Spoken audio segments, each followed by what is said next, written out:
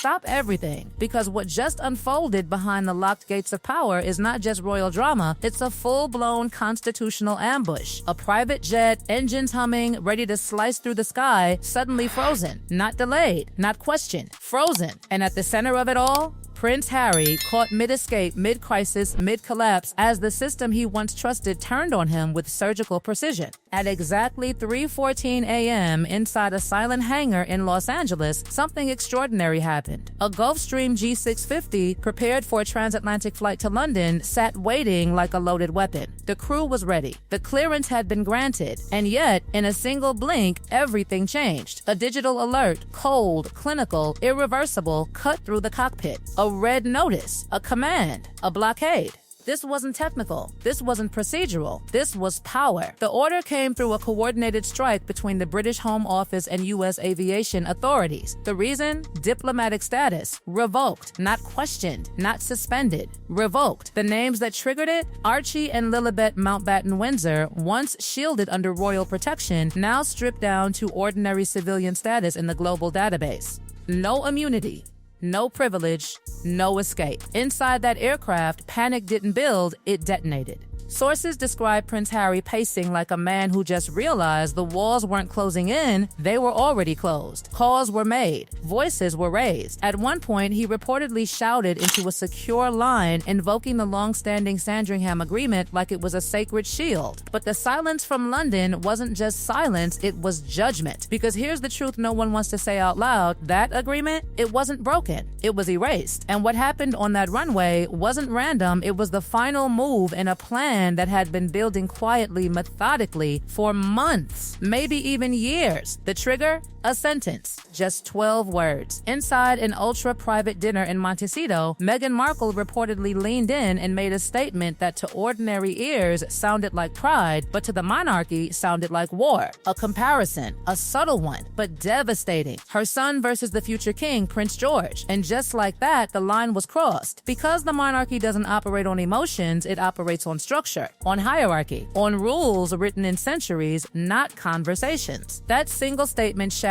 an invisible boundary that had protected both sides since 2020. A silent deal, a fragile peace. And once broken, it activated something far more dangerous than public backlash. It activated protocol. Behind palace walls, files that had been sealed were reopened. Questions that had been ignored were revived. And what started as a family tension transformed into something colder, something legal. At the top of this chain of command stood King Charles III, not as a father, not as a mediator, but as a sovereign enforcing a system that cannot afford cracks. Because once legitimacy is questioned, everything is. And then came the document, quietly signed, barely announced. A refined interpretation of royal eligibility, tightened, sharpened, weaponized. It stated something brutally simple. Royal status is not symbolic. It is biological, verified, witnessed, recorded. And suddenly, everything changed. Because now the question wasn't about titles, it was about proof. Back in London, the reaction wasn't loud, it was precise. Princess Anne stepped in, not as a comforting figure, but as the monarchy's enforcer. When Prince Harry attempted to secure a private meeting with his father, hoping maybe for a family exception, he didn't get one. Instead, he got a verdict. The meeting was short, cold, clinical, no warmth, no rituals, not even tea, a silent signal in royal language that speaks louder than any press release. And in that room, the message was delivered with absolute clarity. This is not personal. This is constitutional. And there would be no bending. But while the legal machinery was tightening its grip, something else was happening. Something quieter, but far more powerful. Because across the Atlantic, without speeches, without statements, Catherine, Princess of Wales, made her move. She appeared publicly, calm,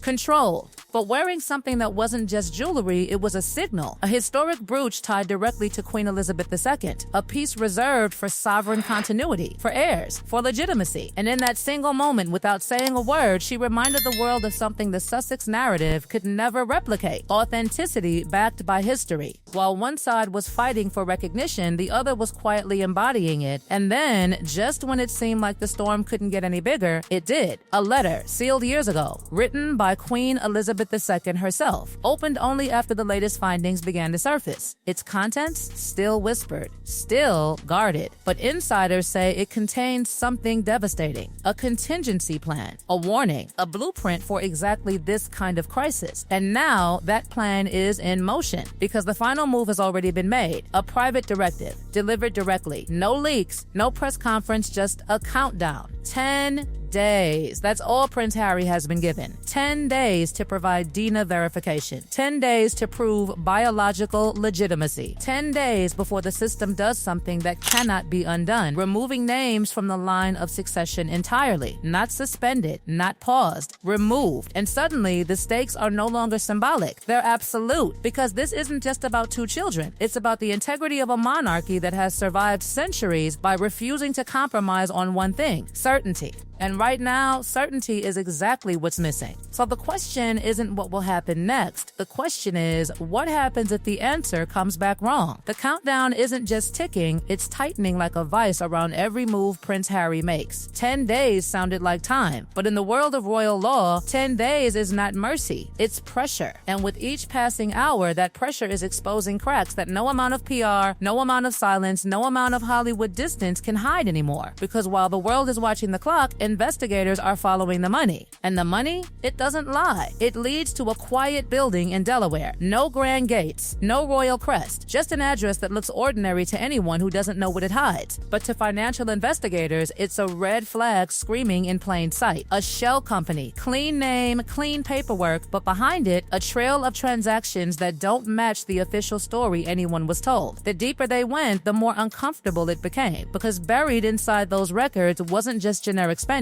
It wasn't vague consultancy fees or blurred out expenses. It was specific, itemized, cold. A payment labeled with chilling precision live birth disbursement, and attached to it a designation, not a name, not a child, a code, candidate 6. That one entry didn't just raise questions, it detonated them, because the official narrative had always been clear, public, celebrated. Meghan Markle gave birth in London, a royal announcement, a hospital, a moment captured and accepted. But this suggested something entirely different, something that doesn't fit into royal tradition, something that doesn't align with the centuries-old requirement written deep into constitutional law that an heir must be born of the body, not arranged, not facilitated, not outsourced, born. And suddenly, everything the monarchy had quietly tolerated began to look like a calculated risk, one that could no longer be ignored. Because this wasn't just about optics anymore, this was about legal exposure, public funds, international jurisdiction, a cross-border investigation now linking U.S. financial authorities with British institutions. And when those two systems start aligning, it means one thing: this has moved beyond family conflict. This is now institutional. And institutions don't negotiate with uncertainty. They eliminate it. That's why the DNA demand wasn't optional. It wasn't emotional. It was inevitable. Because for King Charles III, this is no longer about protecting a son. It's about protecting a structure that cannot afford even a shadow of doubt. A monarchy built on legitimacy cannot survive ambiguity. Not in this era. Not with this level of scrutiny. Not when every document, every transfer, every contradiction is being dissected in real time. And here's where it becomes almost unbearable, because while the legal machine is moving forward, the personal reality behind it is collapsing. Sources close to the situation describe Prince Harry as caught between two worlds that are now refusing to coexist. On one side, the family he walked away from, but still somehow expected to protect him. On the other, the life he built, one based on independence, privacy, control. But control is the one thing he no longer has, because none cannot be negotiated. It can only confirm or destroy, and the options in front of him are narrowing fast. Refuse the test, and everything ends immediately. Titles placed in limbo. Diplomatic status erased permanently. Security withdrawn. Not just a distancing from the monarchy, but a complete legal disconnection from it. Comply and risk something even more devastating, because if the results don't align with constitutional requirements, the consequences are irreversible. Not just a loss of position, position, but a rewriting of identity within the royal record itself. And then there's the third option, the one no one is openly discussing, but everyone is quietly considering. Delay, stall, negotiate, try to bend the timeline. But that only works in situations where the other side is willing to wait. And right now, the crown isn't waiting. It's advancing. Because behind closed doors, one thing has already been decided. This situation will not be allowed to drag on. Not under this king. Because King Charles III understands something critical, something that defines this entire crisis. The monarchy does not collapse from external attacks. It collapses from internal contradictions. And right now, this is a contradiction that has grown too large to contain. Meanwhile, the silence from Montecito is becoming louder than any statement. No denials, no confirmations, no carefully worded responses, just nothing. And in a crisis like this, silence isn't strategy, it's signal. Because when there's nothing to say, it usually means there's something that can't be said. And as the days pass, that silence is being interpreted in ways that no media team can control anymore. Because outside the palace walls, outside the legal frameworks, outside the controlled messaging, public perception is shifting rapidly. People are asking questions they never asked before, connecting dots that were never connected, looking at past moments, interviews, statements, timelines, and seeing them through a completely different lens. And once that shift happens, it doesn't reverse. It accelerates. But the most chilling part of this entire situation isn't the investigation. It isn't the legal threat. It isn't even the potential outcome. It's the possibility that the monarchy already knows the answer. Because that sealed letter from Queen Elizabeth II wasn't opened randomly. It was opened at a specific moment after specific findings had already come to light, which means whatever is inside that letter isn't speculation. It's confirmation. And if that's true, then the 10-day countdown isn't about discovering the truth. It's about forcing it into the open. Because the crown doesn't act without certainty. And if certainty already exists behind those palace doors, then everything we're watching right now isn't an investigation. It's an execution of a decision that has already been made. So now the world waits, not for rumors, not for leaks, not for speculation, but for a result that will either reinforce a legacy or dismantle it completely. Because when April 9 arrives, there will be no middle ground left. Only truth. And once that truth is revealed, there will be no way to put it back. The gates aren't just closing anymore, they're locking.